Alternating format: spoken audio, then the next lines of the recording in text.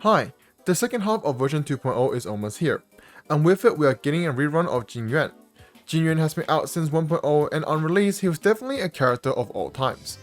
He wasn't the sharpest tool in the shed, and especially compared to the first half of 1.0, which was silly. But it has been 7 patches since 1.0 and a lot has changed. Some of the changes actually benefited Jing Yuan a lot, but are the changes enough to pull for him? Well, let's take a look at 3 reasons why you should pull for Jing Yuan and 3 reasons why you should not pull for Jing Yuan. Before we start, I'll be giving away a supply plus / rocket moon / crystal card to my subscribers at 30k subs, so make sure you subscribe to enter. For those that do not know or forget what Jingyuan does, Jingyuan is a lightning unit following the path of erosion. Jingyuan's talent summons Lightning Lord. It has its own speed and can have up to 10 hits, starting with 3. Each additional stack increases the amount of times it attacks and its speed by 10. Jingyuan's skill attacks all enemies and increases Lightning Lord's hits by 2. And Jingyuan's ultimate also attacks all enemies, but instead increases Lightning Lord's hits by 3. A much more unique kit compared to the rest of the characters in this game. He summons a whole separate entity and relies on Lightning Lord's follow-up attack damage rather than his own damage. However, being unique comes at a cost, and that his traditional stuff usually don't work well with him. But as I mentioned, it has been 7 patches since he was released and a lot has changed. That brings me onto the 3 reasons why you should pull for Jingyuan. Number 1. Jingyuan has received many upgrades from 1.0 to 2.0, ranging from a new relic set to new teammate options. While I wouldn't go as far as to say Jingyuan was horrible on release, he definitely felt subpar compared to even some of the 4-star DPSs of that time. But throughout these 7 patches, Jingyuan has been able to secure many upgrades, like a whole dedicated follow-up attack relic set. While Sizzling Thunder is not bad on him since it does skill spam, Ash Blazing Grand Duke is a much better set for a unit that relies on follow-up attacks. Or we have also gotten Firmament Frontline Planner Ornament.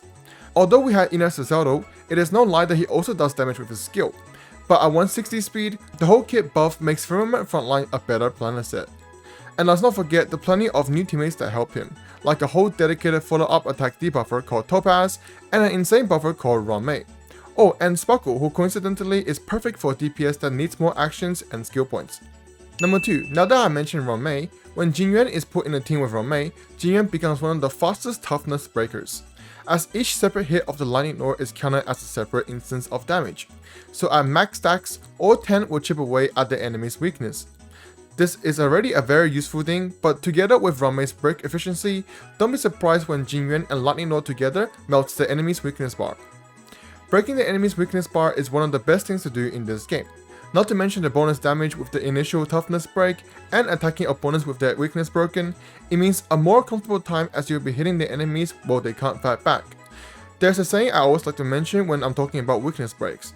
More weakness breaks means less enemy turns. Less enemy turns means more ally turns, and more ally turns means more time to kill and survive. Pretty simple to see why it's such a nice benefit to have. Number 3. Being an erosion character means he is of course focused on AoE, so naturally he's gonna be pretty strong in AoE. And he is. How his Lightning Lord works is that each hit is randomly dealt to a single enemy. But what's more is that enemies adjacent to that randomly selected enemy also takes damage. So essentially each hit is hitting 3 targets, and for a maximum of 10 times. And together with a reasonable scaling in his kit, well I wouldn't say he's a monster in AoE, but he's pretty damn good in AoE. But for those that have cashed on, the way I phrase how his Lightning Lord works also means that he is not bad in single target too, despite being an illusion character. Although in single target he is not fully utilizing the adjacent bonus damage on each Lightning Lord hit, Jingyuan makes up for it by having each single hit will be directed to that one enemy instead. While it's definitely not the most ideal scenario for him, still it's not bad. With all these new upgrades, Jingyuan is slowly turning out to be not too bad of a character. However, that is if you just theorize and see things on paper.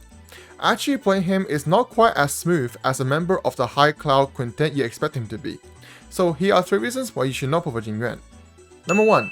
Jingyuan's conditions for his damage, aka his Lightning Lord, is a bit cringe. Now you see, Lightning Lord can have up to 10 stacks. However, if you can't get to that 10 stacks before it gets the turn, you're stuck on whatever stack you were on. Now you might say, well, just don't stack it to the max.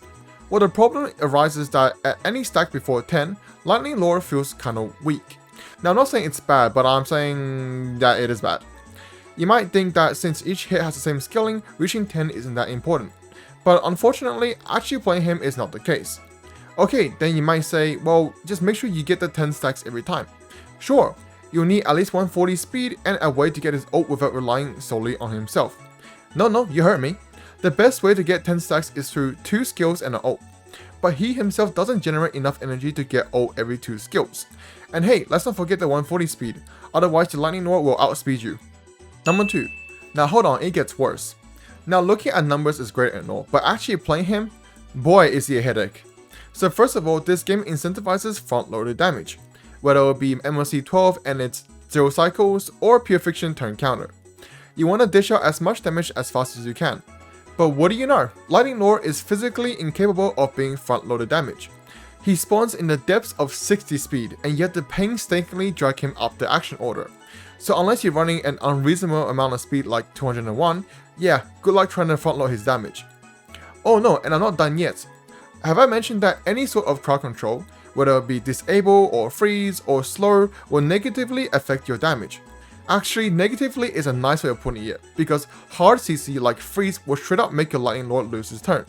While soft CC like slow or delay action is not the worst, but you have to remember you're playing a minigame inside a battle to get that 10 stacks. So if the enemy slow you, your Lightning Lord is gonna have a turn before your Jing Yuan and you're gonna miss stacks. Number 3. Oh, and we have come full circle. Remember what I said about Jingyuan having a unique kit and it comes with a cost? Yeah, nah, that cost is still costing.